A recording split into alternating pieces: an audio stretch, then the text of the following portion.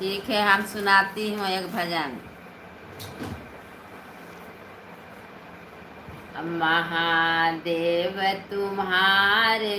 चरणों का जब हमको ठिकाना हो जाता, महादेव तुम्हारे चरणों का जब हमको ठिकाना